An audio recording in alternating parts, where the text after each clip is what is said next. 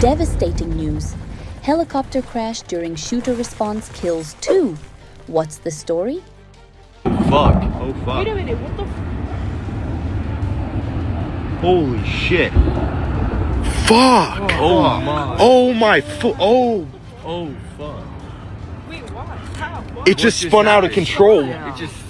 It didn't get shot, you didn't hurt it. An Arizona Department of Public Safety helicopter responding to an active shooter incident near Flagstaff crashed Wednesday night, killing both the pilot and a state trooper who was also serving as a paramedic, according to the Arizona Department of Public Safety. In a statement, department spokesperson Sergeant Cameron Lee said a Ranger helicopter crew had been dispatched to assist the Flagstaff Police Department and other law enforcement agencies during the response to the shooting. Tragically, during the incident, the helicopter crashed, killing both the pilot and the trooper/paramedic on board, Lee said. I'm here to introduce Colonel Jeffrey Glover, Director of the Arizona Department of Public Safety. He'll make a few remarks. The identities of the victims have not yet been released. The helicopter, a Bell 407, went down near Flagstaff at approximately 10:15 p.m.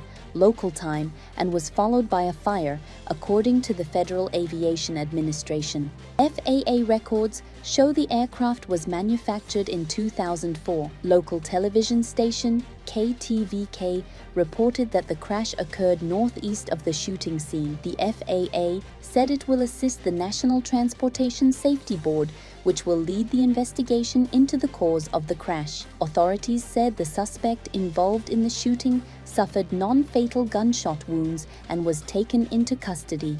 No other injuries were reported. The Arizona Department of Public Safety's Air Rescue Unit is trained to operate in high-risk environments, including mountain rescues, water operations, and law enforcement support missions.